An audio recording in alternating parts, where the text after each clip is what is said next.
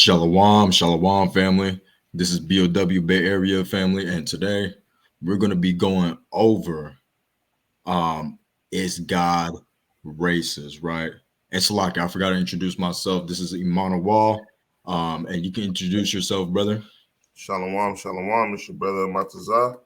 Come on, man. This is BOW Bay Area, and today we're gonna kind of go over a controversial topic, right? And this topic is very interesting because we tend to talk a lot about this, right? But a lot of people don't really understand when we say that or ask this question to people: Is God racist? Right? It's something very very interesting according to the Bible because I'll say it like this, right? 90% of Christians will say that God was racist in the Old Testament, but not racist in the New Testament, right? But we obviously know that God don't change, right? But that's besides the point, right? The point is we're gonna go over the reasons why we say that God is a so-called racist, right? And we're gonna get into it. We're gonna go over different topics, right? But other than that, let's get right into it, right? I'm gonna share my screen real quick, right? Because I want to show y'all what racist means, right? I need to show y'all the definition because people like to put their own twist into things, right? Let me share my screen, family. My bad. Give me one sec. All right.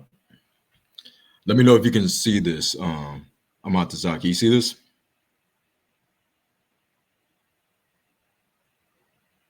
Amatazaki. I don't know if you're talking. You on mute, Ak? Yeah, I said I could see it, yeah, but zoom in a Okay. little bit. Okay, Con, it's good. It is good. Okay. Okay. Is it better, Ak? Let me see. We good? Okay, yeah, you all good. Con. So right here, family, this is the definition of a racist, right? We're gonna read it. The adjective. We'll read both definitions, it's fine, right? And it says characterized by or showing prejudice, right? Discrimination, antagonism against a person or people on the basis of their membership in a particular racial or ethnic group, right? So a racist is persons. It's a person that shows prejudice, discrimination, etc., on a certain ethnic group, and it says typically one that is a minority or marginalized, right? And I'm gonna read the noun as well. It reads a person who is prejudiced against or antagonistic toward people on the basis of their membership in a particular racial or ethnic group, just like how we read in the adjective description, typically one that is a minority or marginalized, right? So that is the definition of a racist, right? And I kind of wanted to break that down because you know you're not going to see like white, black, Hispanic, Asian in the scriptures, right? So I kind of wanted to go like into something even deeper, right? Let's go into Google Translation because I want to prove to y'all that the nations that are in the Bible, right, are pretty much the what you call it. Um, how would I say this? The races that are of today, right? And we saw too in the definition that it goes back to ethnicity, someone that discriminates against an ethnicity, a certain ethnicity anyways, right? So let's do this, right? Let's type in the word nation. What is the word nation here? It says, man, hold up. It says this, hold up. I have something different on my, oh, let me do this instead. um Man, on my phone it does something different. It shows the, hold up, family.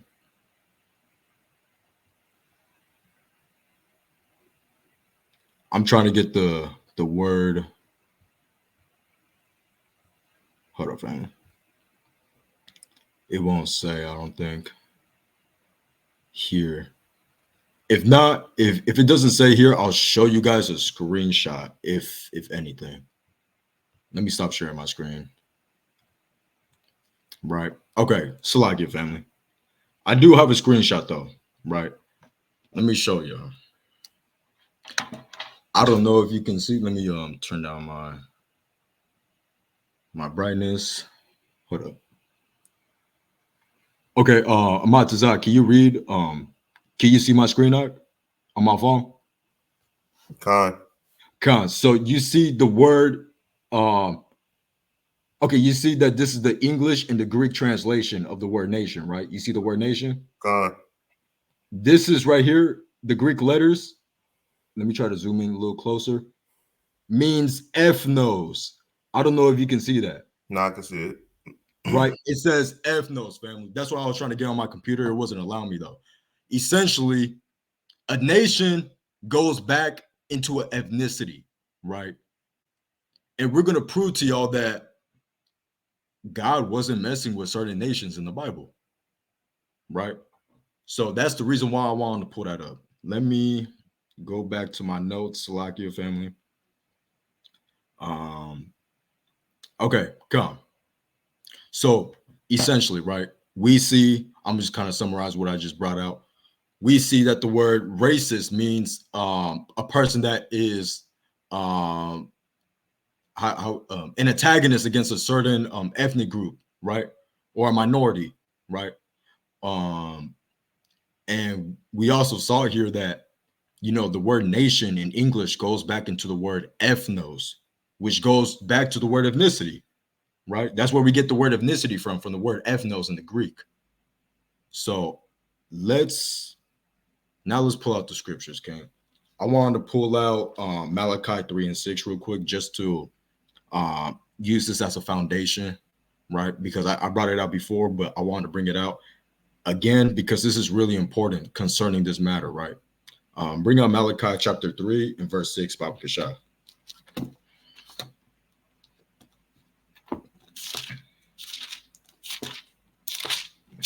This is the book of Malachi, chapter 3 and verse 6. For I am Yahweh, I change not. Therefore, ye sons of Jacob are not consumed. Okay, so the Most High doesn't change, right? That's why I want to bring out. The Most High does not change, right? And that's really important to know, family. Because, like I said, 90% of people that believe in the Bible will say, oh, God was racist in the Old Testament, but in the New Testament, he was all loves and kisses, butterflies and rainbows, right? Hey, we'll see, right? We'll see. I did want to ask you a question, though, Matazah, because this is going to go over the first topic of this lesson. What is a concubine? It's a lesser heathen wife. It's a lesser heathen wife. And what is a heathen, King? Anybody that's not an Israelite. Okay, come. Perfect. I got the definition of concubine right here. Okay. The word concubine, a noun. In polygamous societies, a woman who lives with a man but has lower status than his wife or wives. So essentially, was I sharing my screen? I don't think I was. Nah. It's all good. Essentially, right? Hopefully you guys read, or hopefully you guys heard what I said, right? A concubine is a person that lives with a man, but has status, but has a lesser status than his wives. So it's essentially a lesser status wife, right? I wanted to point that out, and I kind of wanted to go over a story, right, in the scriptures that talk about this, like extremely in the whole book. In all its 4 chapters, it talks about a concubine. And I wanted to talk about our beloved, the beloved mother or foremother of Yahweh Shai, Ruth, right? So I kind of wanted to go into that story. But first, Salakia family, I did want to bring out this. Let's bring out 1 Kings 11. right? Let's bring out First Kings 11 about King Solomon, right?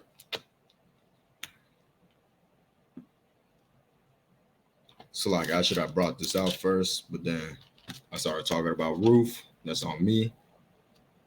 Let's get that. First Kings 11. And start from the top. All right?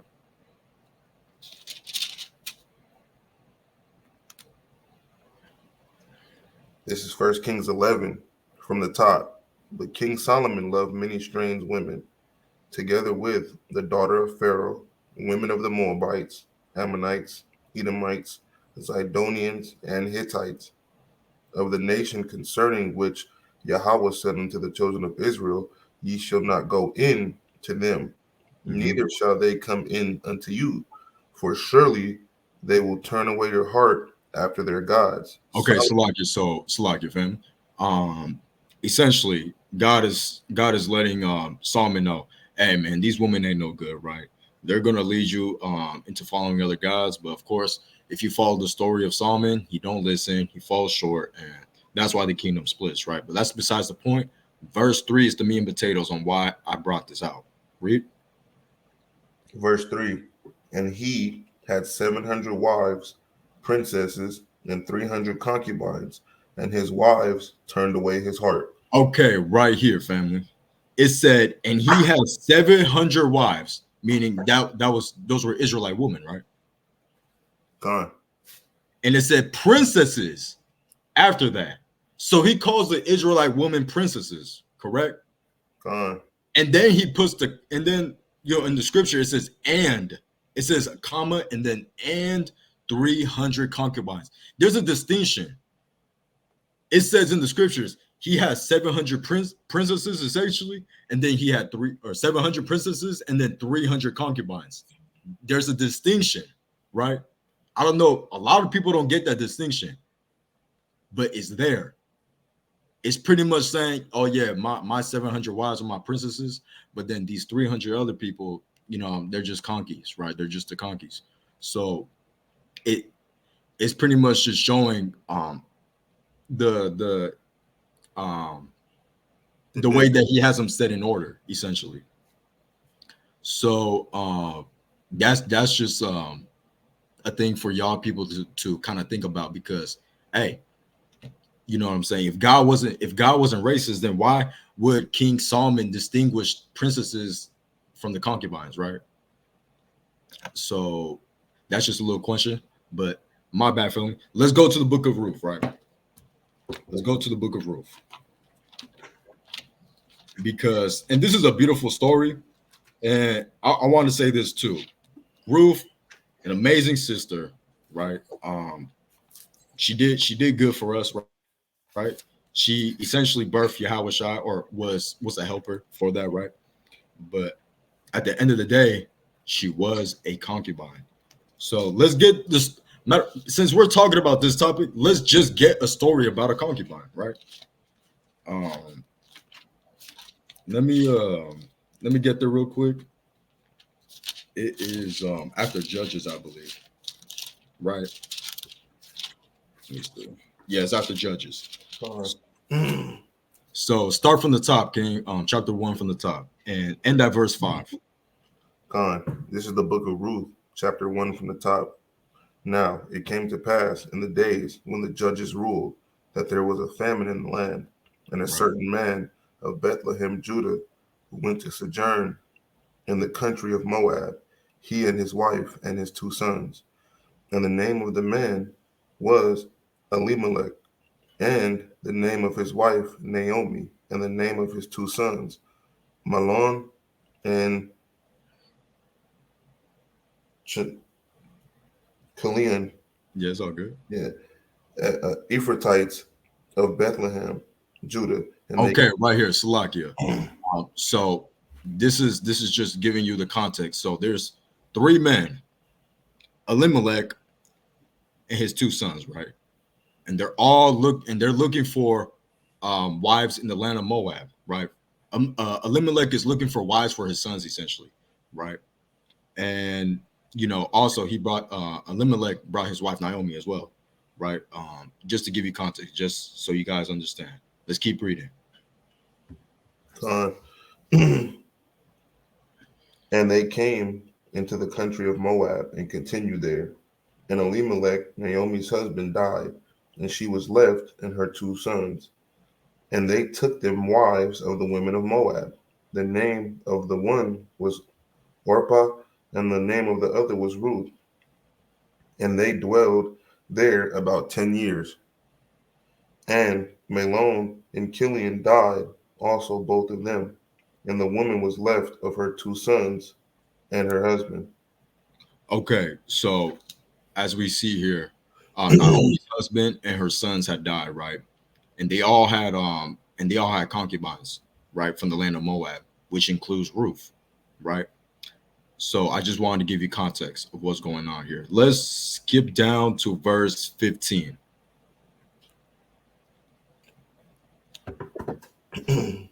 Verse 15. And she said, Behold, thy sister-in-law is gone back unto her people and unto her gods. Return thou after thy sister-in-law. Keep reading to 17, Slack. Okay. And Ruth said, Entreat me not to leave thee or to return from following after thee. For whither thou goest, I will go, and where thou lodgest, I will lodge. Thy people shall be my people, and thy God my God. Where thou diest will I die, and there will I be buried. Yahweh do so to me, and more also, if aught but death part thee and me. So pretty much Naomi told Ruth, hey, you can go back to your, to your land. It's all good. But Ruth stayed loyal. She was like, no, wherever you go, I go. Wherever you die, I die. Ruth was just being a righteous servant, right? She wanted to be loyal, right? And, she's just being a good wife, essentially, or a good widow, per se, right? Let's move on down. We're gonna go over the whole book of Ruth. So let's go to chapter 2 from the top.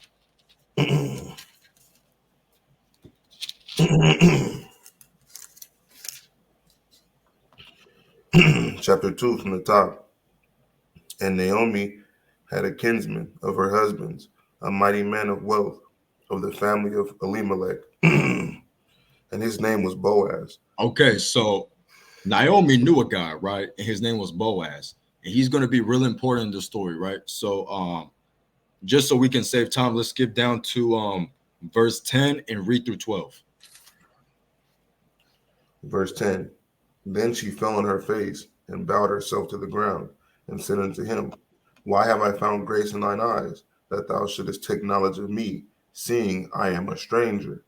And Boaz answered and said unto her, It hath fully been showed me all that thou hast done unto thy mother-in-law since the death of thine husband, and how thou hast left thy father and thy mother and the land of thy nativity, and art come unto a people which thou knowest not heretofore. Yahweh recompense thy work, and a full reward be given thee of Yahweh, God of Israel, under those wings thou art come to trust. So essentially, Boaz understood, hey, Ruth is a solid maid. Like she's doing all these, and she doesn't even have to do it. She's going out her way to pretty much cleave unto the nation of Israel. So Boaz is understanding that, right? So he's like, okay, I'm feeling you, right? Let's skip down, right? Let's essentially let's skip to chapter 4, actually, right? And we're gonna read from the top, and I'll let you know when. This is chapter 4 from the top. Then went Boaz up to the gate and sat him down there. And behold, the kinsman of whom Boaz spake came by, unto whom he said, Ho, such a one, turn aside, sit down here. And he turned aside and sat down. And he took 10 men of the elders of the city and said, Sit ye down here. And they sat down.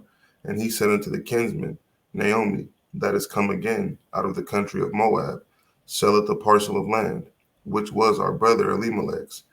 And I thought to advertise thee, saying, Buy it before, inhabitants and before the elders of my people. If thou wilt redeem it, redeem it. But if thou wilt not redeem it, then tell me. Salakia family, trying to get my voice back. Okay. That I may know, for there is none to redeem it besides thee, and I am after thee. And he said, I will redeem it.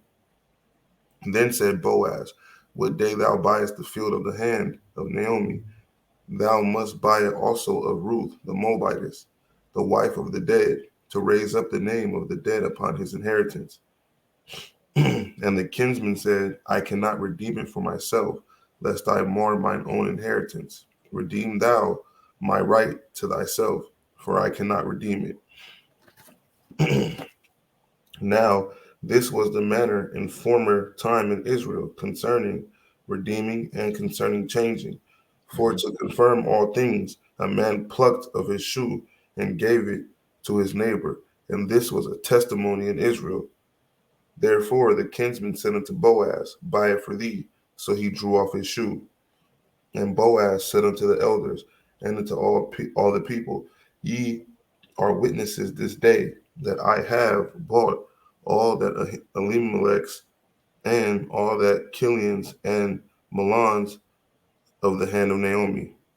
Moreover, Ruth the Moabitess, the wife of Mahlon, have I purchased to be my wife, to raise up the name of the dead upon his inheritance, that the name of the dead be not cut off from among his brethren, and from the gate of his place. Ye are witnesses this day. Okay. So we read all that, right? We read all that. Essentially, I know we kind of skip forward, but essentially, Boaz saved Naomi by buying the land back from her dead husband, right? Elimelech. So Boaz saved Naomi by buying the land, right? And keeping that inheritance alive, per se. But with doing so, who did he buy also? He bought Ruth, right? And let's go down to verse 13 and end at 17, Baba Gashah. Verse 13. So Boaz took Ruth, and she was his wife. And when he went in unto her, Yahweh gave her conception, and she bare a son. And the woman said unto Naomi, blessed be Yahweh, which hath not left thee this day without a kinsman, that his name be famous in Israel. And he shall be unto thee a restorer of life, and a nourisher of thine old age. For thy daughter-in-law, which loveth thee, which is better to thee than 7 sons, hath borne him. And Naomi took the child and laid it in her bosom, and became nurse unto it. And the woman, her neighbors, gave it a name, saying, this is a son born to Naomi, and they called his name Obed. He is the father of Jesse, the father of David. Okay, so this is essentially the end of the story of Ruth, right? She became Boaz's concubine, right? Sounds all happy and jolly, right? But what really happened, right? Amatazal, what really happened in this story? Basically, her husband died, and Naomi, she saw how faithful she was, so essentially she put her in the hands of a righteous man, and Boaz took her to be his wife, and they birthed Obed. Obed is the father of Jesse, and Jesse's the father of David. So essentially, this is the story of David's grandmother. But she was also a concubine because she was a heathen. Right. That and you're perfectly right. But the main topic what I was trying to talk about was she was bought. Yeah. She was bought because she was property of Naomi. Naomi, essentially. Correct. So of course, like we say, we care about our beloved the beloved grandmother of Yahweh Shai, of course, because she is part of the reason why Yahweh Shai came about, right? But essentially, this is kind of going into a glimpse of what God's racism is like in the scriptures, because we're going to go into that, right? We're going to go into that. Let's go to Leviticus 25, because you might say, well, that doesn't sound that bad. That doesn't sound all, what I'm saying? This sounds pretty normal. Hey, that sounds pretty normal because this was 3,000 years ago, right? So, hey, we can throw it under the rug, man. You know, it ain't that bad, right? But let's get Leviticus 25 real quick. Let's start at verse 44, Baba Shah. This is the book of Leviticus, chapter 25 and verse 44. Both thy bondmen and thy bondmaids, which thou shalt have, shall be of the heathen that are round about you, and about the heathen that are round about you. Of them shall ye buy bondmen and bondmaids. Right. So that's what Boaz did, right? Correct? Gone. Okay, read. Verse 45. Moreover, of the children of the strangers that do sojourn among you, of them shall ye buy, and of their families that are with you, which they begat in your land, and they shall be your possession. And ye shall take them as an inheritance for your children after you, to inherit them for a possession. They shall be your bondmen forever. But over your brethren, the children of Israel, ye shall not rule one over another with rigor. Right. So Boaz bought Ruth for an inheritance, and and if he wanted to, he could have had Ruth forever and her, and everything she had, essentially, right? Con. So that's the point. And the last part where it says, "But over your brethren, the children of Israel, ye shall not rule over one another." It's like it. Ye shall not rule one over another with rigor, right? So can't essentially do that with the children of Israel, though. You can't buy them and possess them forever, right? Like how you can do with the heathen. So that's why I wanted to bring up the story, because it was on the topic, right? But I actually want to go into Moab in general, right? Because even though Ruth, she was a lovely sister, right? The nation that she's from is not so lovely, right? And we're going to read what God feels about the nation of Moab, right? Go to Deuteronomy 23 and verse 3. Baba Kashah. Right. Now we're going to go into how God really looks kind of like a racist, man. Like, really, right? Read. This is the book of Leviticus, chapter 23 and verse 3.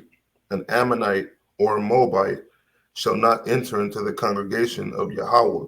Even to their 10th generation shall they not enter into the congregation of Yahweh forever. Okay, right. you guys heard that, right? Moab or Ammon can't enter into the temple. So even though Boaz bought Ruth, right, as his inheritance, it was his, right? When he needed to offer a sacrifice, Ruth couldn't come inside. He would have had to tell Ruth, hey, nah, you gotta stay like in the outer court, just out. Like, you can't even be here, bro.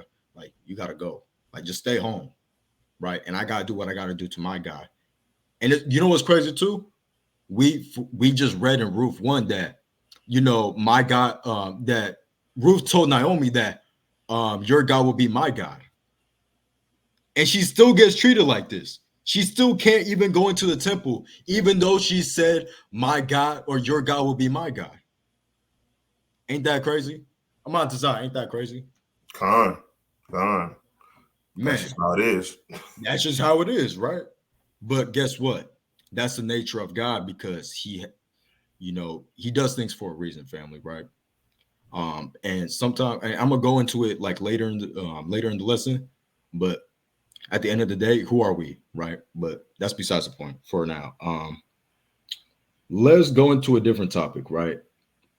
Let's go into the nations, all right? Let's go into the nations, like I said. Let's go to Malachi 1.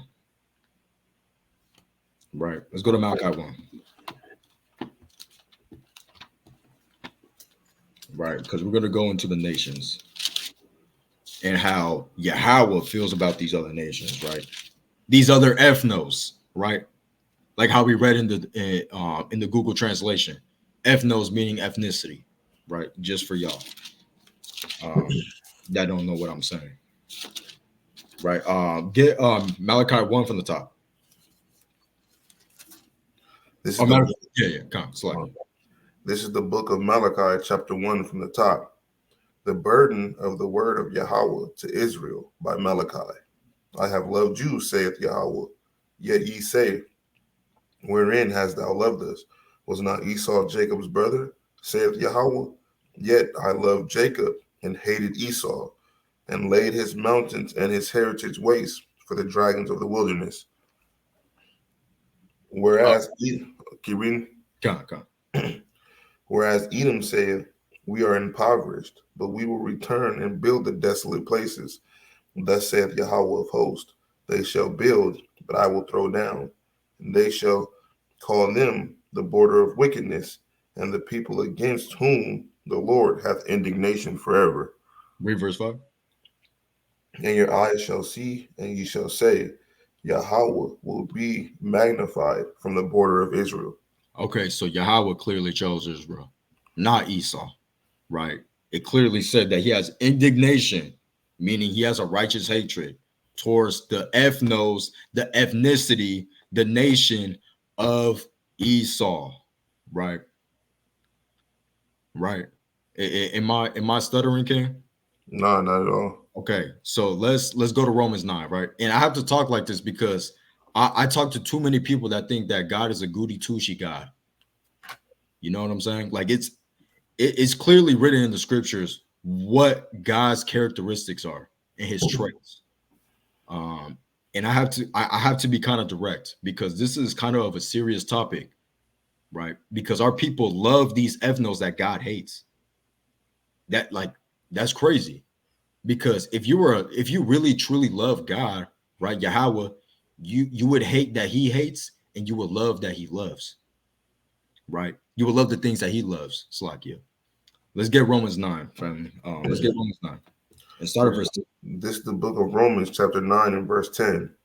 And not only this, but when Rebekah also had conceived by one, even by our father Isaac, for the children being not yet born, neither having done any good or evil, that the purpose of God according to election might stand, not of works, but of him that calleth.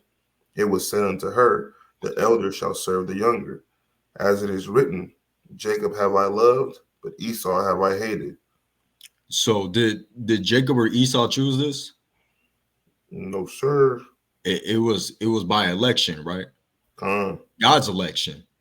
That he would love Jacob and hate Esau. Before they were born, God already knew. Oh yeah, I'm gonna love this son and hate the other son. Right? And those two sons created two nations, just to let y'all know. The nation of Israel and the nation of Edom, right?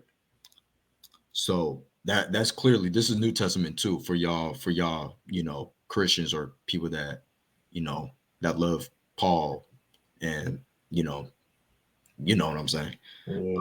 One of those that was in the Old Testament. Old Testament.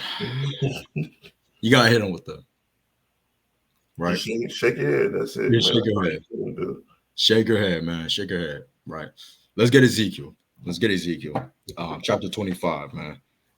I'm gonna get the scripture that Matazah brought out in his last lesson. Y'all gotta check out his last lesson, man. It was powerful. It was about how Yahweh Shai is gonna come back and destroy these other nations, right? So y'all gotta check that out, man. Let's get Ezekiel 25. And get 12 to 14, Baba Kashai. This is the book of Ezekiel, chapter 25 and verse 12. And it reads, chapter 25 and verse 12, and it reads, Thus saith Yahweh the Most High, because that Edom hath dealt against the house of Judah by taking vengeance, and hath greatly offended and revenged himself upon them. Therefore, thus saith Yahweh the Most High, I will also stretch out mine hand upon Edom, and will cut off man and beast from it, and I will make it desolate. From Teman and they of Dedan shall fall by the sword.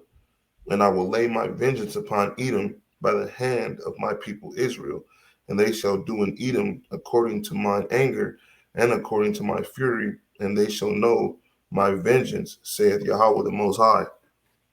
Okay, so is God giving out, chocolate-covered hearts and balloons to the nation of Edom? Absolutely not. right? It said, and I would lay my vengeance upon Edom. God wasn't playing with the nation of Esau. And in this whole chapter, matter of fact, it talks about Shemites, Hamites, etc. It's not just talking about Esau. It's talking about Moab, Ammon, the Canaanites, etc. None of y'all are safe, man. Just to let you know, none of y'all safe, bro. I ain't going. Y'all can't hide from the Most High, right? Just put it like this: if you're a nation and you ever laid a hand on the Israelite, then you got it coming. Yeah, essentially, right? So, you know, I this is the thing, right? Because people get mad that I bring out these Bible verses, but you believe in the Bible, right? Supposedly, right? I don't get that. I don't get that. I don't get why people that quote unquote believe in the Bible get mad at me or these other brothers bringing out these certain scriptures that they don't know about. It's called, you know, scriptural biasism. That's what we were learning about in soldiers class, man. People just like to stick to their biases and stick to, you know, Jesus being gummy bears and Haribos and, you know, whatever, right? But that's not the case, and we see that clearly in the scriptures, right? Let's get Ezekiel 36, man. Let's skip a couple chapters, and start at verse 5. 36 and 5.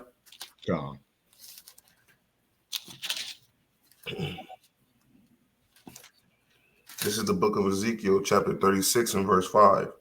Therefore, thus saith Yahweh the Most High, surely in the fire of my jealousy have I spoken against the residue of the heathen and against all Idumea, which have appointed my land into their possession with the joy of all their heart, with despiteful minds to cast it out for a prey. Prophesy therefore concerning the land of Israel, and say unto the mountains, and to the hills, and to the rivers, and to the valleys, thus saith Yahweh the Most High, behold, I have spoken in my jealousy and in my fury, because ye have borne the shame of the heathen. Therefore, keep going? Yeah, come. Okay. Therefore, thus saith Yahweh the Most High, I have lifted up mine hand. Surely the heathen that are about you, they shall bear their shame. Oh, okay, right. So the nation of Esau, right, which is what is being talked about here, Idumea, which is the Greek way of saying it, right?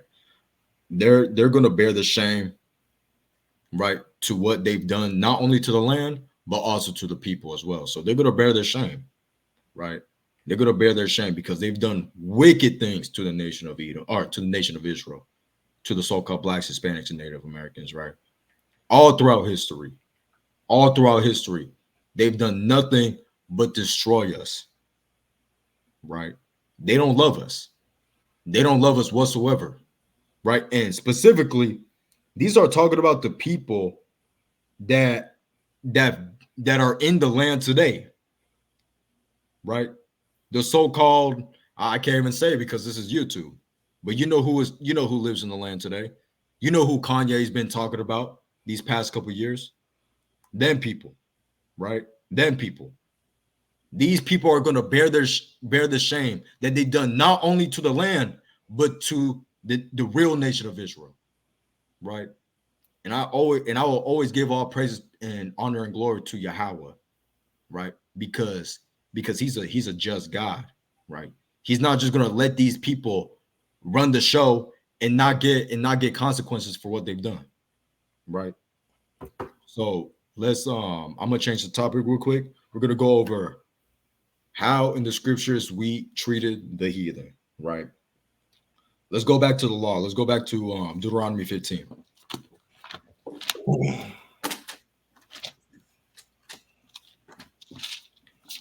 As you see here, family, like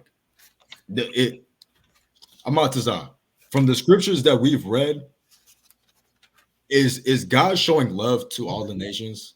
Not at all. Right. Not at all. I might be tripping, right? I might just be putting these random verses like together and making a crazy doctrine. But no, I got my second witness to say to and look, let me give y'all some advice, right? Because you'll see times like with Ruth, okay, you can say that the Most High showed her some favor. You see what I'm saying? And that just kind of goes into him having mercy on who he wants to have mercy on. Right. But don't take an anomaly and try to make it like it occurs all the time. You see what I'm saying? Because yeah, he showed a little bit of favor unto Ruth, but ultimately, who was receiving the benefit of all this? It was Boaz. Exactly. You see what I'm saying? And Boaz was an Israelite. So he was doing what? He was using the heathen to help better his own people. You see what I'm saying? So sometimes you got to look at the underlying things that go on with these, because people will take one instance and they'll try to drag it and make it something bigger than what it was. You see what I'm saying? So God loves the Israelites. See what I'm saying? And if you're sitting here like, no, he loves everybody, then you would have then how do you figure like you're basically calling God a liar? Because he said out his own mouth that he's only dealing with the Israelites. God. You see what I'm saying? So matter of fact, before we do that, can I get a precept on that? Yeah, get on it. You got Amos 3 from the top in your lesson? Nah, I don't. Okay, yeah. Give me Amos 3 from the top. Let's get it, Doc. It's a good one too. I always forget where Amos is at. Where Amos at, Ken? Amos is right after, I think it's after Obadiah. Oh, I got it. Yeah, come. This is the book of Amos. It's before Obadiah. God, no, I got it, Ken. This is the book of Amos, chapter 3, from the top. Hear this word that the Lord has spoken against you, O children of Israel. So this is the word that he's spoken against the children of Israel. So the Most High is letting you know who he's talking to. Okay, he's letting you know this is him talking to Israel. Read.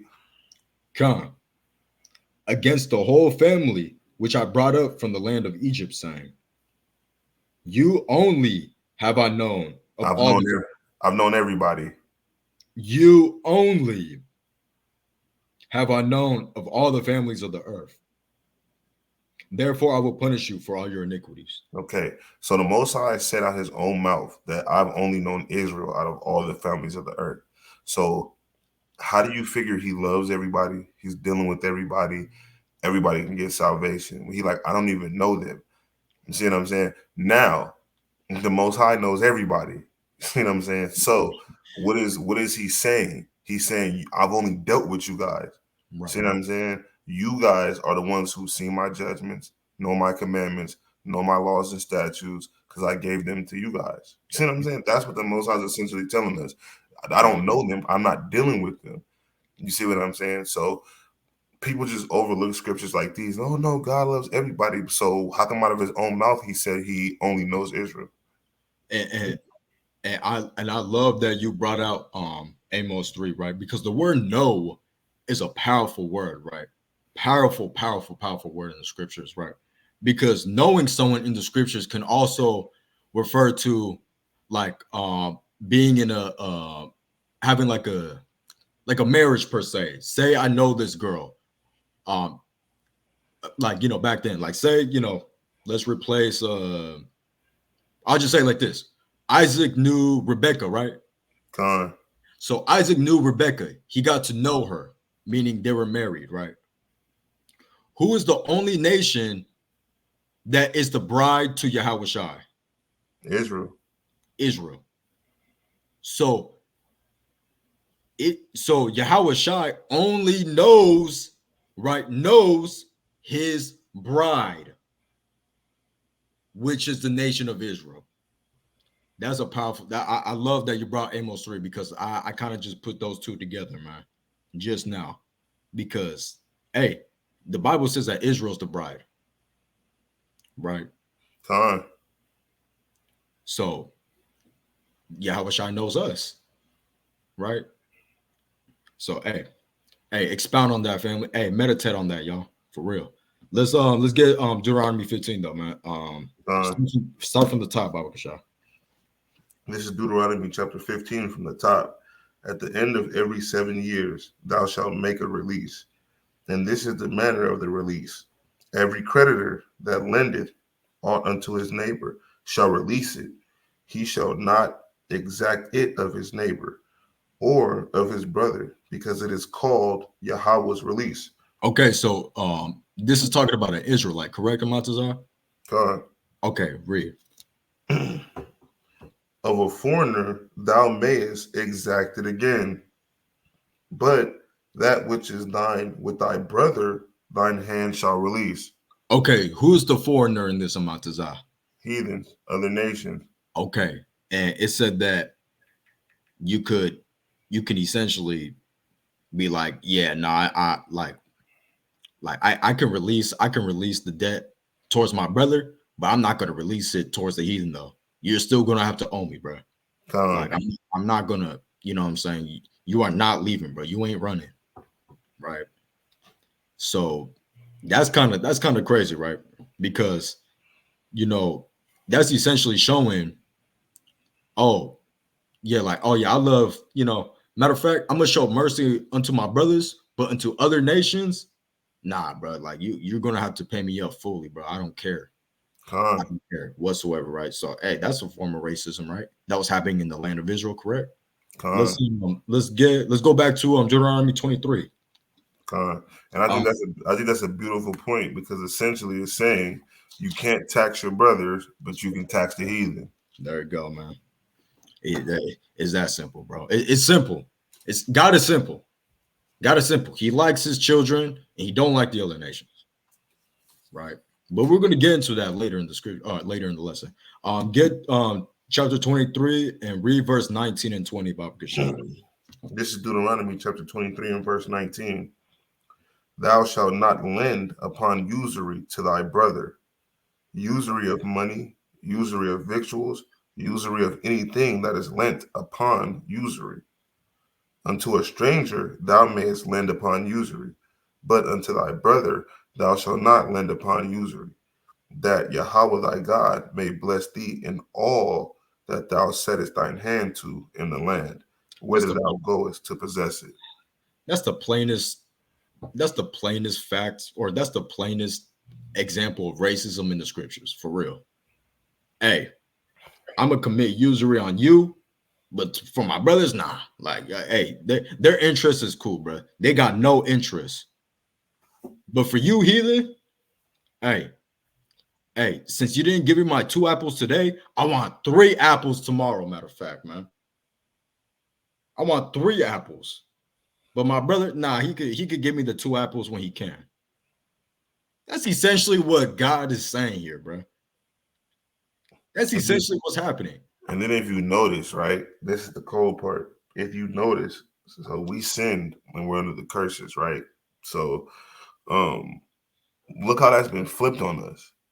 We go to the white man for a loan, and what do we have to do? We have to pay interest. Right.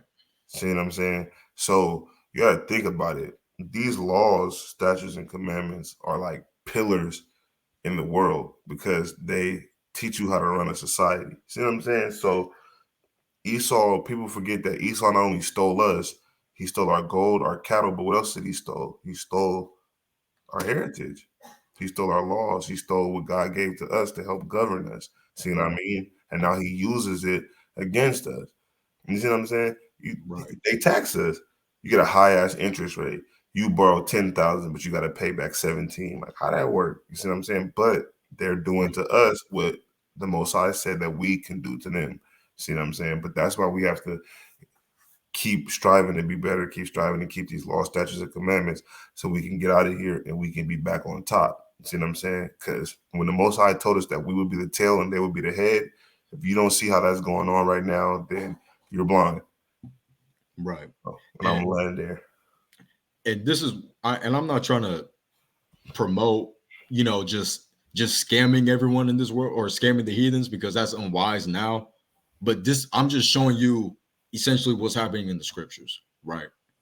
I'm just showing you what's happening, right?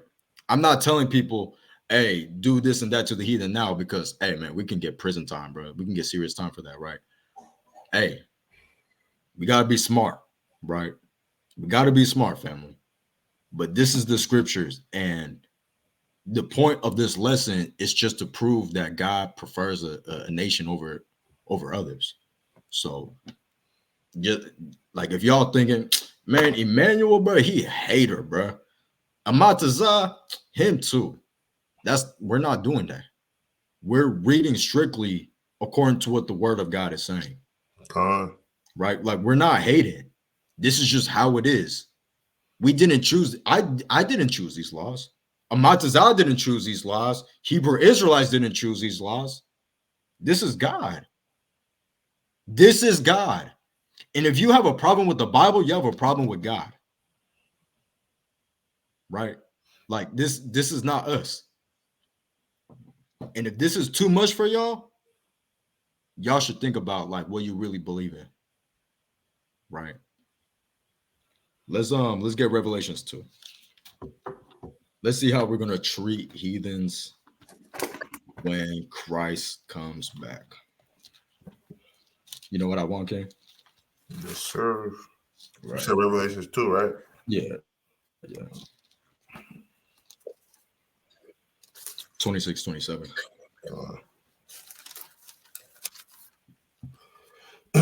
This is the book of Revelations, chapter 2, and verse 26. And he that overcometh and keepeth my works unto the end, to him will I give power over the nations, and he shall rule them with a rod of iron, as the vessels of a potter, and they shall be broken to shivers, even as I received of my Father. Right. So what is happening here? He's giving power to Israel, right? So that we can rule the other nations with what, Matazah? With a rod of iron. With a rod of iron. Look up what a rod of iron is. Think of like a crowbar. Like a crowbar. We're gonna rule these other nations. This could be used, as a metaphor or in a literal sense as well. You want the definition?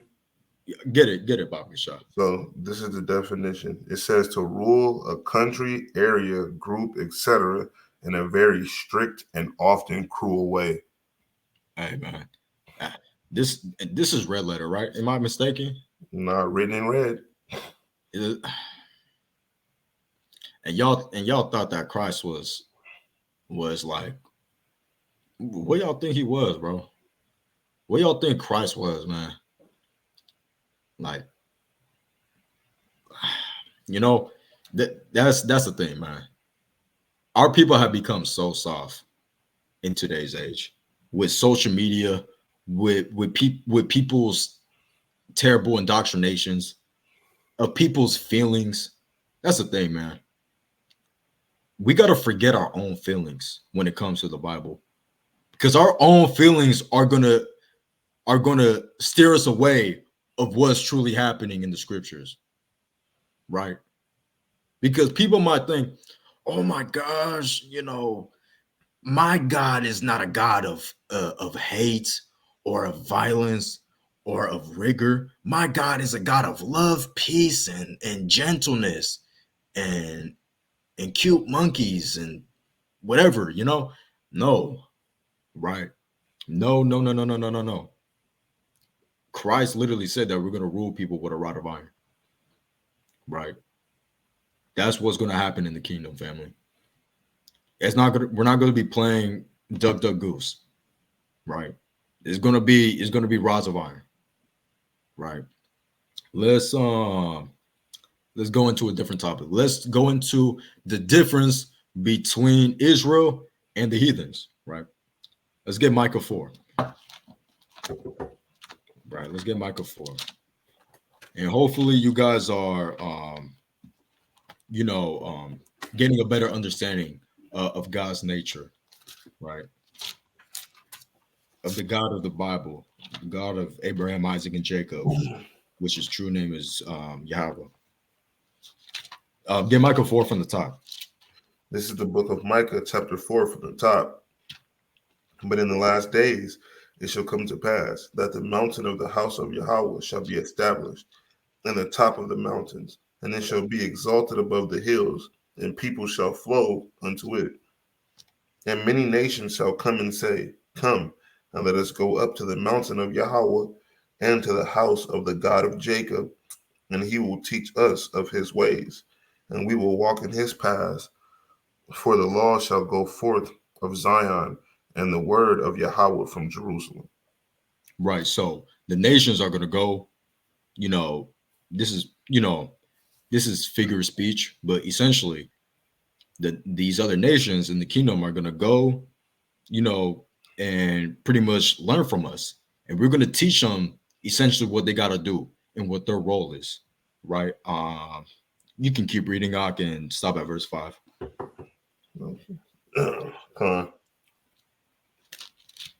Verse 3, and he shall judge among many people and rebuke strong nations afar off. And they shall beat their swords into plowshares and their spears into pruning hooks. Nation shall not lift up a sword against nation, neither shall they learn war any more. But they shall sit every man under his vine and under his fig tree, and none shall make them afraid. For the mouth of Yahweh of hosts has spoken it. For all people will walk, every one in the name of his God, and we will walk in the name of Yahweh our God, and for forever and ever. Okay. So there's a difference, right? Because the other nations are going to walk in the name of their gods, right? But we're going to walk in the name of our God. There's a difference, right? There's a difference. Whose God are they going to be serving? There's two possible answers, right? Because the word God just means judge or ruler. So that could mean us. They're going to serve us in the kingdom, but it can also be talking about how they're just going to be doing their own thing, right? They're going to have their own gods, right? But we're going to be doing our thing, right? So that's the point, family. There's a difference between us and the nations, and we see that clearly through prophecy and just throughout the whole Bible. Matter of fact, man. But let's get a different scripture. I kind of didn't want to bring this one out because we use this one every lesson, but just out of edification purposes, let's get Matthew 15. Right. Just get verse 27 and 28 though. Right. I'm kind of bored of this story, honestly, but we gotta bring it out, man, because it's so important. Right. You said 26 and 27? 27, 28, Bob. This is the book of Matthew, chapter 15, verse 27. And she said, Truth, Lord, yet the dogs eat of the crumbs which fall from their master's table. And Yahushua answered and said unto her, O woman, great is thy faith, be it unto thee, even as thou wilt. And her daughter was made whole from that very hour. Okay, so the woman of Canaan, if you read the whole story, she essentially called herself a dog, right? And she was willing to eat the crumbs off the master's table. Why? Because she knew that she didn't deserve what the nation of Israel deserves, which is the whole loaf of bread. She knew that, I only deserve a crumb, right? And that's when Jesus was like, okay, you're pretty solid, so I'm gonna heal your daughter. But that's just a crumb. The whole loaf of bread is the rod of iron in the kingdom. The whole loaf of bread is us serving our God, and the nations are going to be serving their God. That's the loaf of bread. The loaf of bread is us not being trodden down in Babylon. The loaf of bread is us being saved from our enemies. Right? That's what the loaf of bread is. Those other nations are not going to get that. Right? Let's move on. Let's go to Micah 5. Let's go to Micah 5. And read verse 8, Bob Gashar.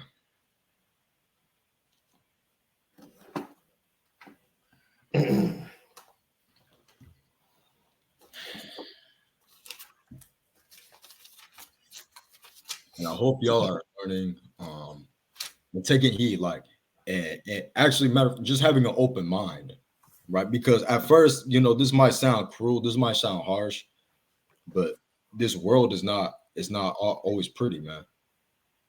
Not at Reality. all.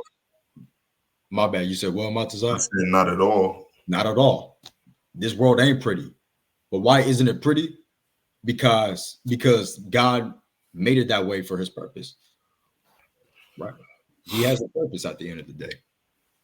And these heathens are doing what they're supposed to do at this moment.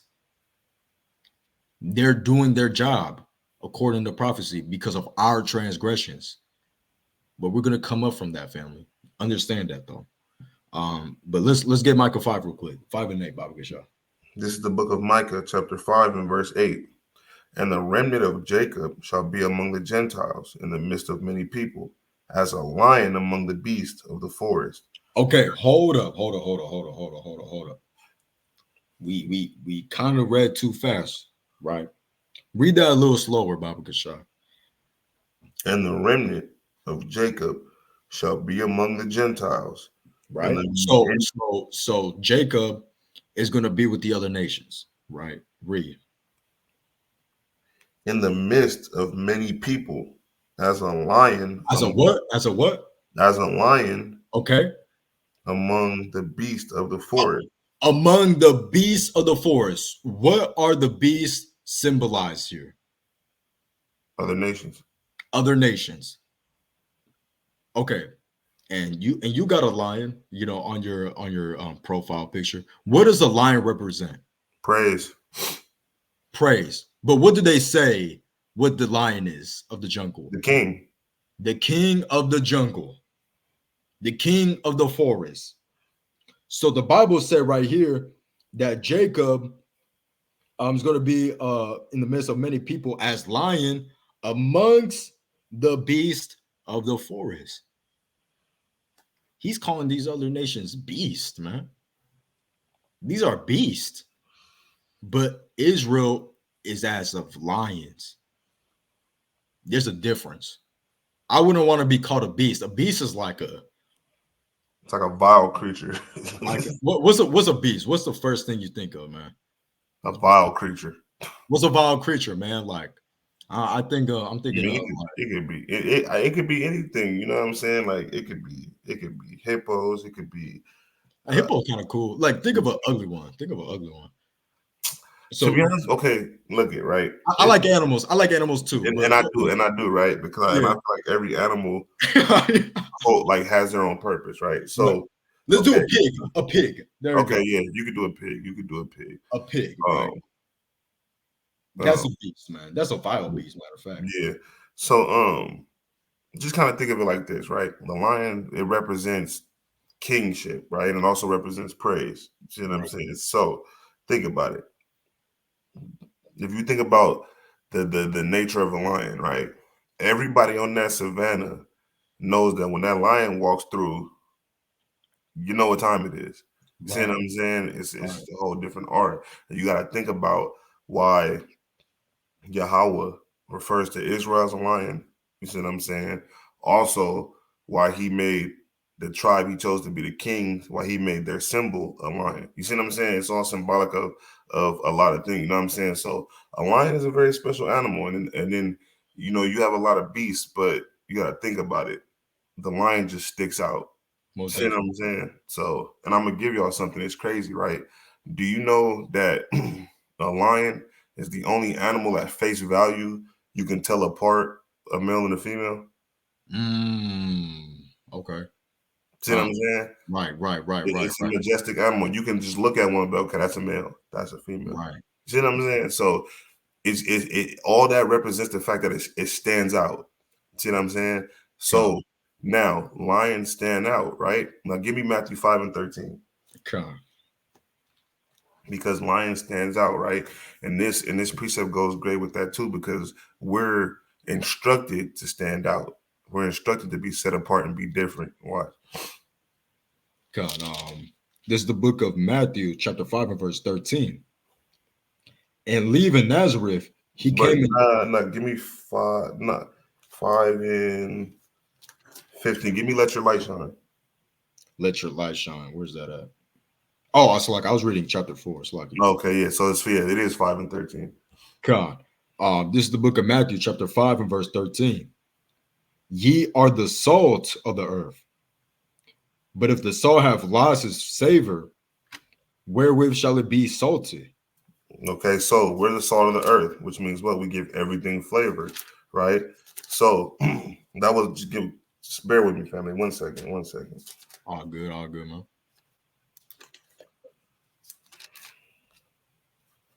Bear with me, family. Okay. It's crazy. I didn't have the highlighter for some reason. Okay, yeah, keep reading. Keep reading. God. Yeah, God. Verse It 14. is verse 14. Yeah. God, this is Matthew 5 and 14. Ye are the light of the world. A city that is set on an hill cannot be hid. Okay, keep reading. Neither do men light a candle and put it under a bushel, but on a candlestick. So it And says, so it says, neither do men light a candle and put it under a bushel, but on a candlestick. So he's telling you, you guys shine on the earth. Don't hide it. See what I'm saying? God. Be proud, be happy, take pride in being set apart. See what I'm saying? Keep reading. God. But on a candlestick, and it giveth light unto all that are in the house. Read. Verse 16. Let your light so shine before men, that they may see your good works and glorify your Father which is in heaven. So let your light shine among men, right? Think about that. That means what God has given you, show it off. God. See what I'm saying? Because it's a great thing to be chosen of God.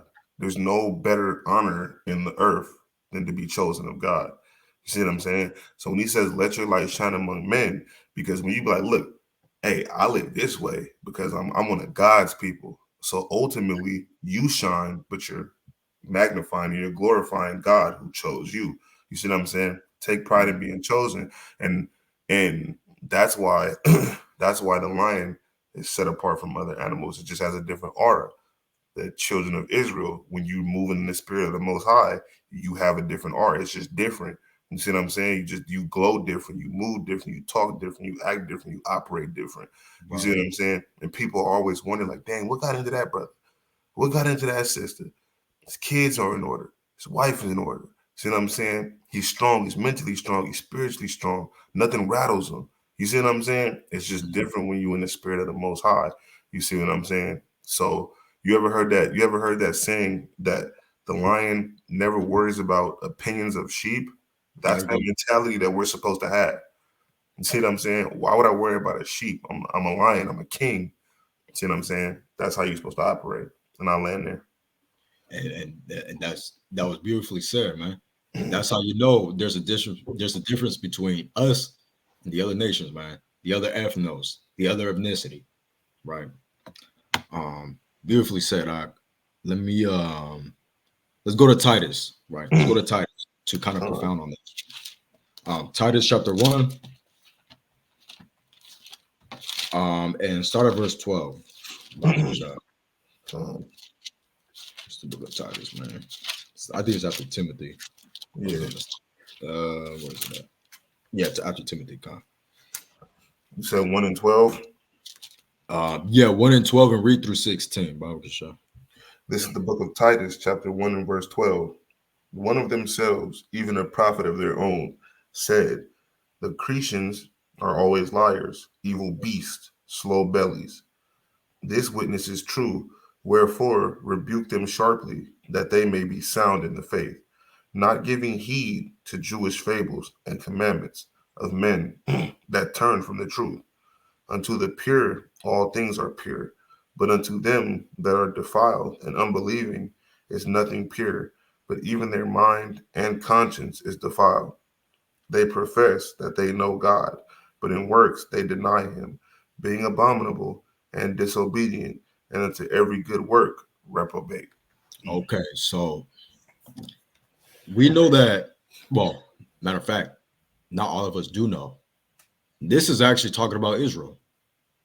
right? This is talking about Israel, but we were acting like the Christians. And the reason why I know this is talking about Israel because of the latter part of the scripture. It says they profess that they know God, but in their words they deny him, being abominable and disobedient. Right. And we read before that, you know, God only dealt with Israel. So how are these other nations being disobedient to a God that they don't know? Right. So we know that this is talking about Israel here, right? But it said right here in the beginning, right in verse 12, the Cretians are always liars, evil beasts, slow bellies. So these these like the real Cretians are like beasts, man. Slow bellies, man. What does a slow belly even mean, bro? Like that's how you know that God really doesn't mess with these other nations. Because what the hell is a slow belly? It's a beast, man. It's like a beast. A slow belly, from the top of my head, I think a slow belly means like, you know how a cow has like 4 stomachs? That's a slow belly, bro. Because it's like you got four stomachs you got to go through, man. Like all the food. That's a slow belly, man. That's what God, or that's what Titus is calling the Cretians, man. Right. The real, well, us too. Well, he was calling us, but essentially he was saying like the ideology of the Cretians, essentially, right? That we were following, right? But that's besides the point. Right here, what I'm trying to prove is that these other nations are like beasts, man. But we're like unto lions, right? I wanted to get that, right? Hopefully y'all understood what I was trying to say. But let's expound on that. Let's go to 2nd Ezra chapter 2. Let's go to 2nd Ezra chapter 2 and read 33 and 34, Baba Kashah. This is the book of 2nd Esdras, chapter 2 and verse 33. I received a charge of the Lord upon the Mount Oreb that I should go into Israel. But when I came unto them, they set me at naught and despised the commandment of the Lord. Salakia, family. And therefore I say unto you, O ye heathen, that hear and understand, look for your shepherd. He shall give you everlasting rest, for he is nigh at hand, that shall come in the end of the world. Right. So right here, Ezra is saying that we became as the heathen. So that's what Titus was pretty much going into. We were like the Cretians. So just for edification, that's why I brought up this verse, right? We were going contrary against the Most High God Yahweh. So that's why we were like unto the heathen. Right. And that's like, you know, what happened. And it's still happening to this day. We're acting like these other nations sometimes, man, when we're celebrating 4th of July, man, and Thanksgiving. We're celebrating our enemies' feast days, not our own. We're celebrating, matter of fact, we're celebrating the downfall of our own people, man. Celebrating Thanksgiving and 4th of July. Right? We were slow bellies. We were literally slow bellies because what were we eating when we were celebrating 4th of July and Thanksgiving? We was eating pork. We was eating who knows what, man. Lobster, shellfish, crab, lobster, man. We was eating freaking, I don't even know, man. We was eating, but we was eating bad, bro. We was eating abominably. We were slow bellies, like the Cretians. That's why we gotta, you know, stop being like the heathen, family. We gotta start following what's really in the book, which is the law, statutes, and commandments, right? Which Christ taught. Matter of fact, man, y'all better know that. And I'm gonna go into kind of just a different topic. Let's go into who Yahweh chose, man. So now we're gonna go into why or how did Yahweh choose the nation of Israel? Because we've been talking about Israel this whole lesson, right? Because that's literally what the Bible is talking about. It's talking about the history of the Israelites. Let's go to Deuteronomy 6, man.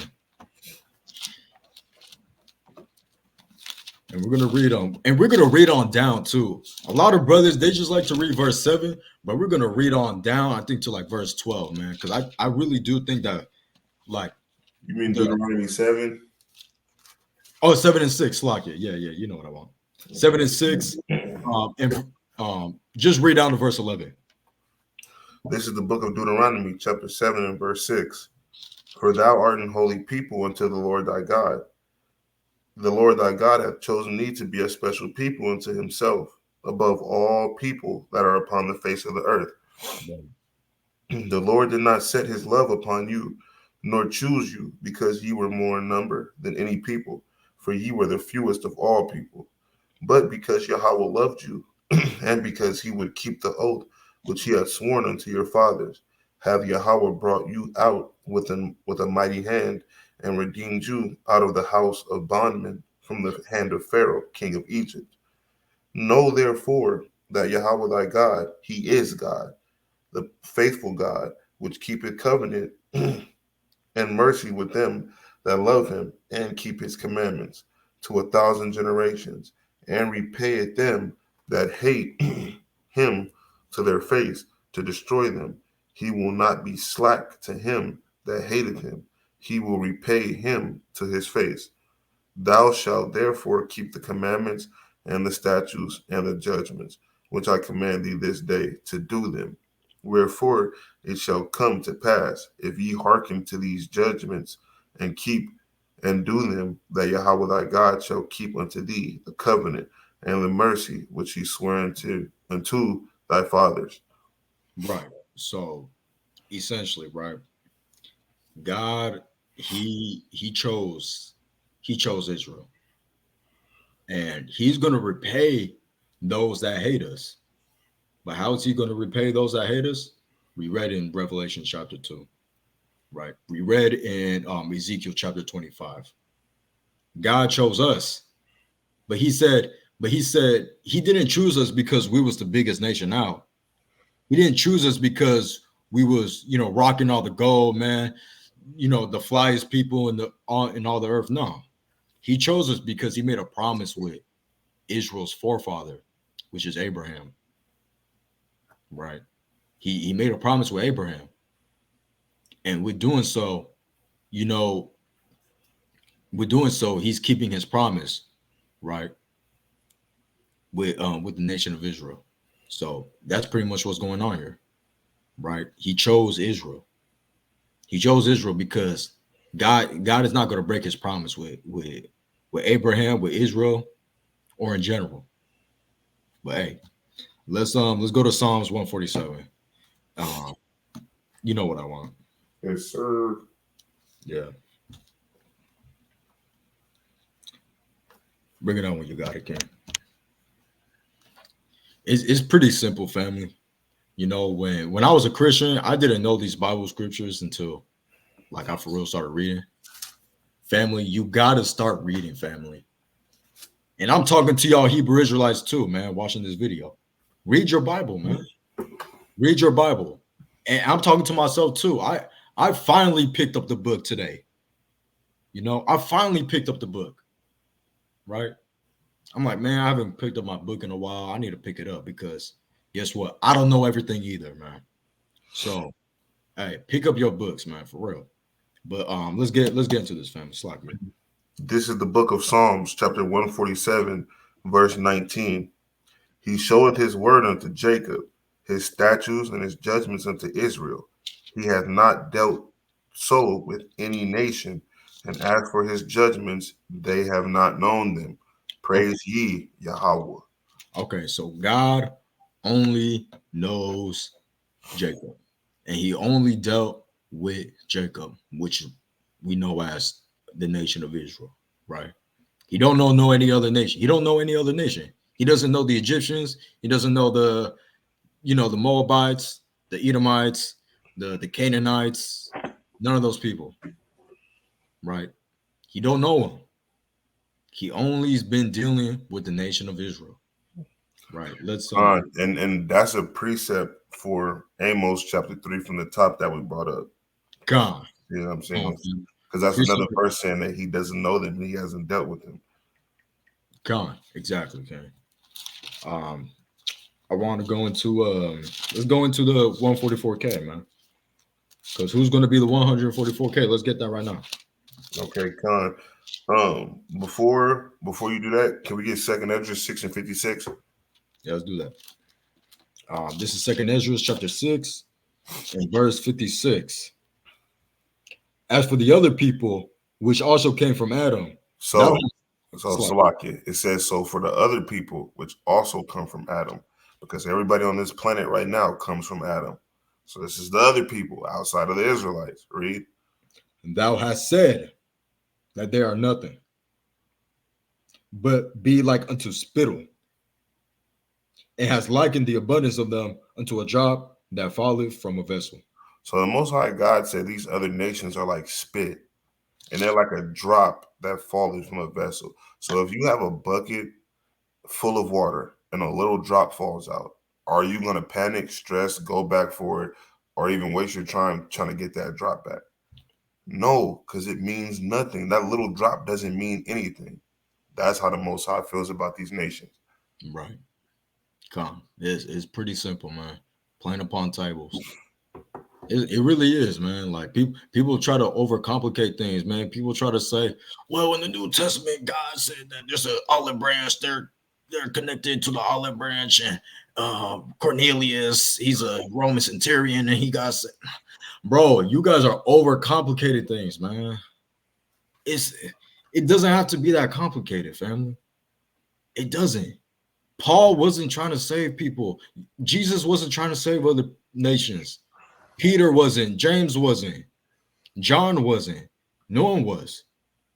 Because that's what y'all only believe in the New Testament, you know?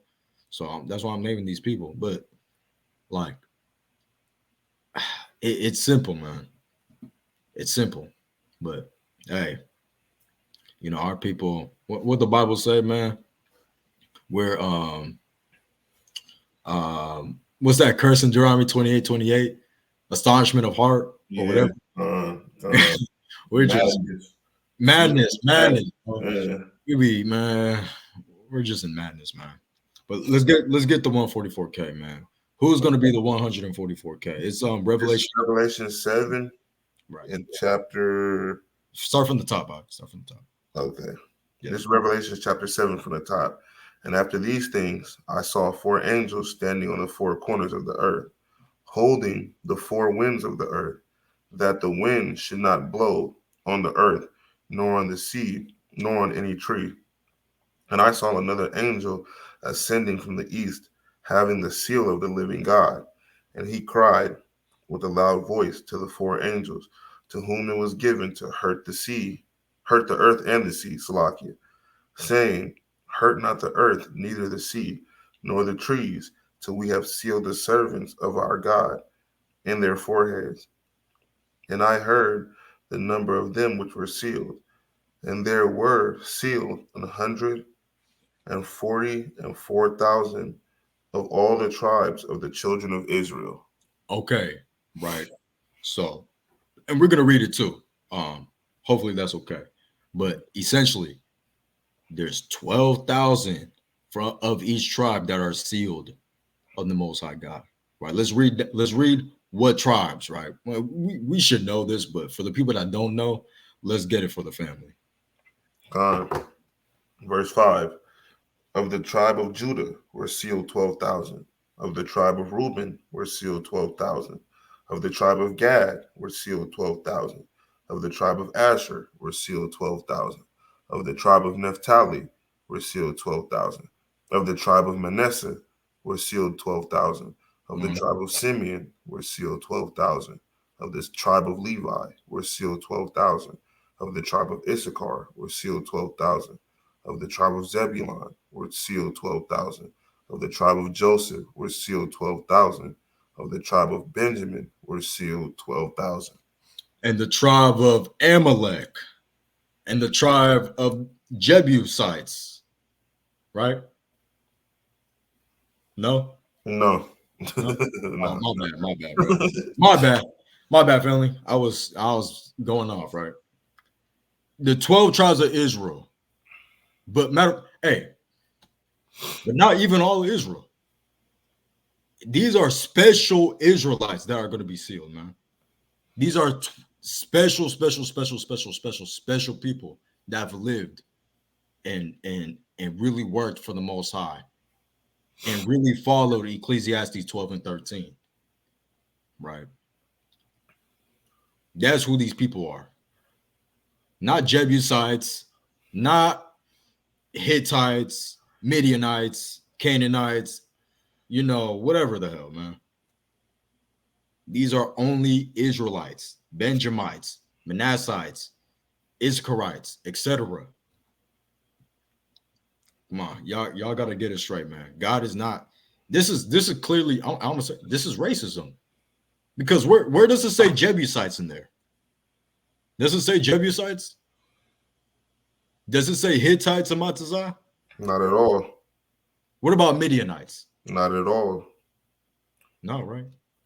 So get that straight, family. Get that straight. There's a hierarchy in this, man. Let's get Galatians 1. And my bad, we're almost done, family. Let's get Galatians 1, though. I wanted this lesson to be long just so for y'all to really understand, man. Galatians 1 from the top. This is the book of Galatians, chapter 1 from the top. Paul, an apostle, not of men, neither by men, but by Yahawashi HaMashiach and God the Father, who raised him from the dead. And all the brethren which are with me unto the churches of Galatia, grace be to you and peace from God the Father and from our Lord Yahawashi HaMashiach. Okay. So, Matazah, who is Paul writing to? The Israelites in Galatia. Right. He's talking to the Israelites in Galatia. But how do we know that? By this verse.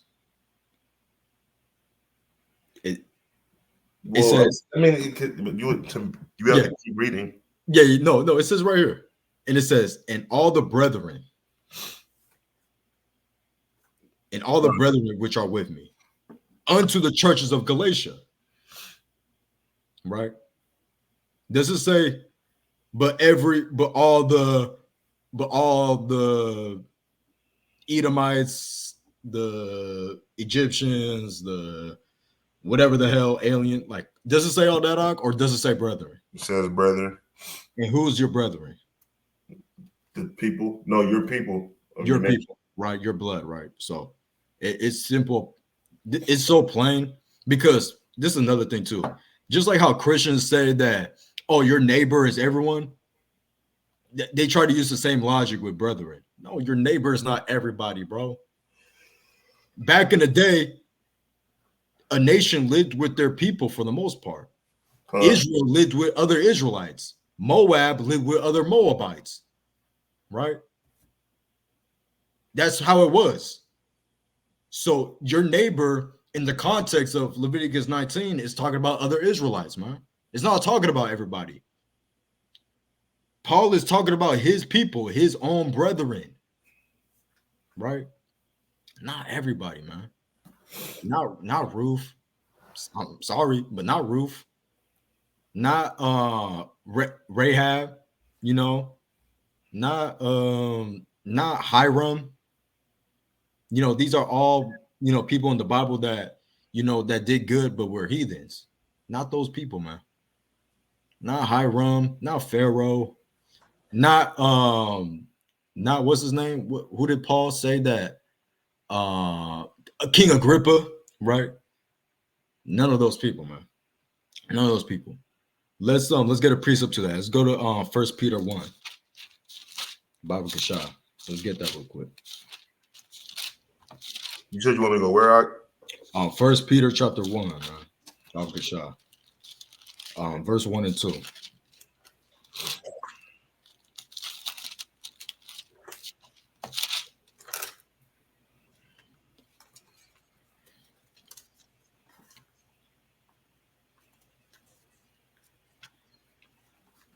This is the book of 1 Peter, chapter 1, verse 2. Elect according to the... No, it's like 1 and 2. I know, yeah. This is... Oh, it's like it. My bad. Yeah, my bad. This is the book of 1 Peter, chapter 1 and verse 2. Elect according to the foreknowledge of God the Father. No, it's like chapter 1, verses 1 and 2. I wanted you to read from the top. Okay. Yeah, it's like it. Peter, an apostle of Yahushua HaMashiach, to the strangers scattered throughout Pontus, Galatia, Cappadocia, Asia, and Bithynia, elect according to the foreknowledge of God the Father, through sanctification of the Spirit, unto obedience and sprinkling of the blood of Yahushua HaMashiach, grace unto you and peace be multiplied. Right. And who are the strangers scattered? Israelites. Israel, right? And we should, I don't James 1:1. There's a precept. We were scattered, right? But and who is also the elect, right? Who's 144,000. No. In this context, who is the elect? Oh, it's Israel. It's Israel, right? Let's get that. Let's get Isaiah 45:4. Bible Kashah. Let's get that real quick. We're almost done. We're almost done, family. I know it's an hour and 30. We're almost done. We're almost done. Be patient, family.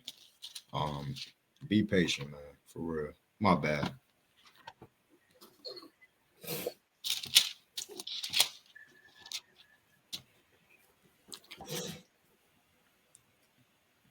(45:4). Right, you got it. This is the book of Isaiah, chapter 45 and verse 4. For Jacob my servant's sake, and Israel mine elect, I have even called thee by thy name. I have surnamed thee, though thou hast not known me. Okay, so this is going to a different topic, but essentially, Israel is his elect, right? Peter was talking to the elect. So add two together, you get the nation of Israel, right? And I kind of want to go over this last topic. It's only 3 scriptures, but they should be straight to the point. Let's get Isaiah 45:7. Let's go a couple verses. This is the book of Isaiah, chapter 45 and verse 7. Right. I form the light and create darkness. I make peace and create evil. I, Yahweh, do all these things. Okay, so the Most High God does everything. He creates good, he creates evil, right? He does all things. That's why you might be thinking, well, what's going on? Why did God do this? God do that? Well, he created everything, man. He has a purpose for everything, right? That's why he did it. Let's expound on that. Let's go to Proverbs 16:4. It's a real important, family.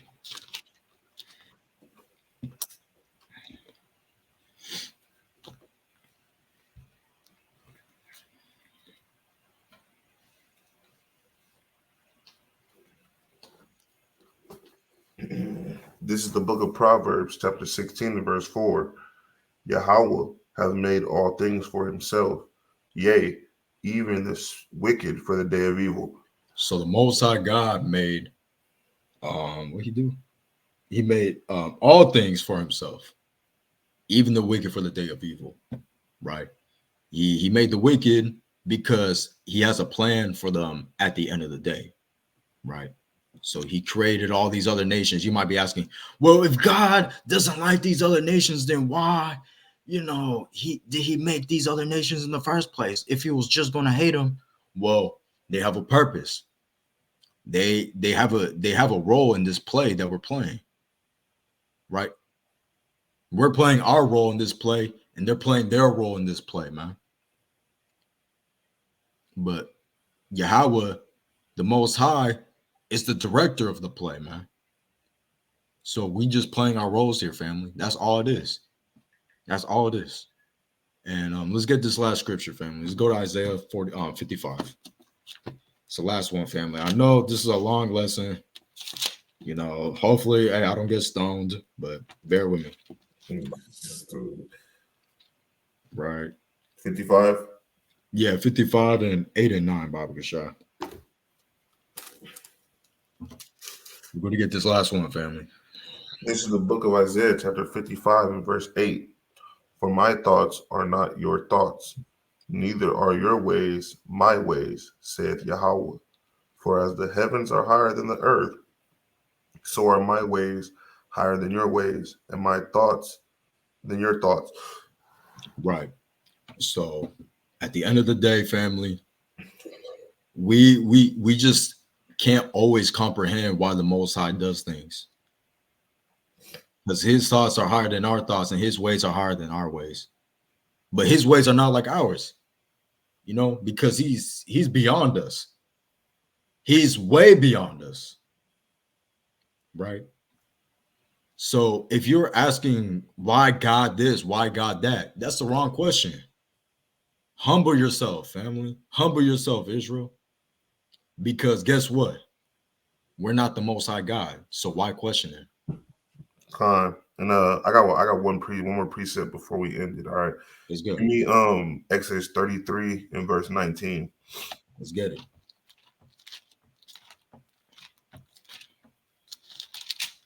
This is the book of Exodus, chapter 33 and verse 19. And he said, I will make all my goodness pass before thee, and I will proclaim the name of the Lord before thee, and will be gracious to whom I will be gracious, and will show mercy on whom I will show mercy. So this is the Most High telling Moses, like, look, I'll show mercy to who I'll show mercy to. I'll be gracious to who I choose to be gracious to. So you just chill. See what I'm saying? And sometimes that's what people have to do. Like, look, bro, the Most High is going to do whatever the hell he wants to do. Okay. This is what happens when you're the creator of everything. This is what happens when you have the type of power he has. You can do whatever the hell you want to do. You can choose whoever the hell you want to choose, and you can love whoever you want to love. Who are we to question him? See what I'm saying? And it be our own people like, no, God loves everybody. How do we finally have something that's only for us, and we want to give it? We want to give it all, man. Matter of fact, just to harp on that point, I got another precept, man. All right, man. Hopefully the audience don't get at us, man. Stone us. Nah, man, they gotta hear this. Man, okay, calm. Hey, y'all better listen, man. He's bringing powerful things out, man.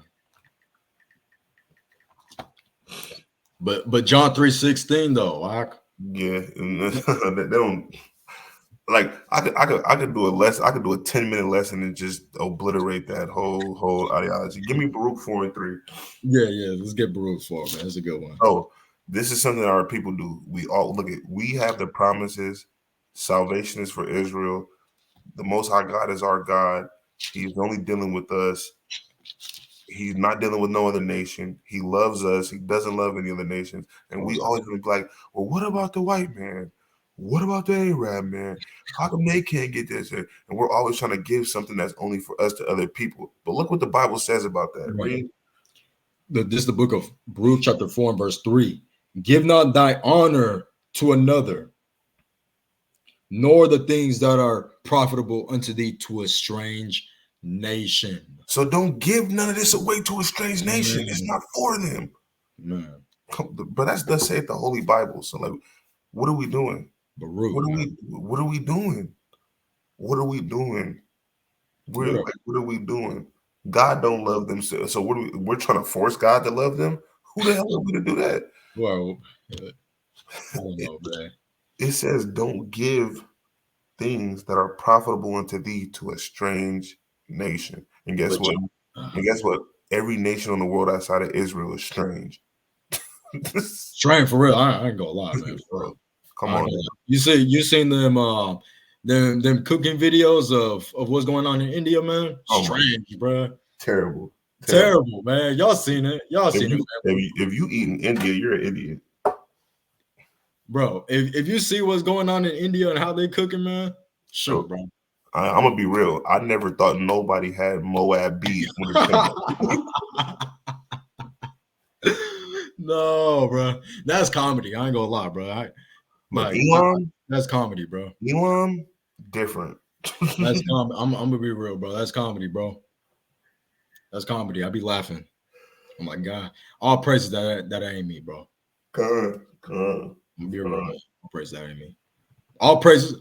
Matter of fact, if you're Black, Hispanic, and Native American, give yourself a pat on the back, bro. Because God is actually is giving you a chance of mercy. For real. Like that, and that's not taken lightly whatsoever. please, like, really harken on that, family. Like, really, because man, shoot, bro, I could have been born a freaking Egyptian or Edomite or this or that, whatever, right? But guess what? I wasn't. So, hey, man, like I said, I give all praise and honor and glory to Yahweh, and of course, we do so by Yahweh Shai. So, Con. Yeah, that's pretty much it, family. That's a lesson for today. Hopefully, you guys were edified, right? I know it was a longer lesson of ours, but you guys needed to get this information, family. Hopefully, y'all took y'all notes and got something out of it. And if you guys have any questions, please comment down below. Like, hey, so what did you mean by this and that? I'll be glad. Hey, ask me any question, bro. I'll be glad to answer any of y'all questions, or if you have any concerns concerning anything else, just let us know down below, man. For real. But yeah, we'll end it off at that, family. Hopefully you guys stay well. Hopefully y'all stay blessed, right? And with that, I'll say shalom. Shalom, family. Shalom, family.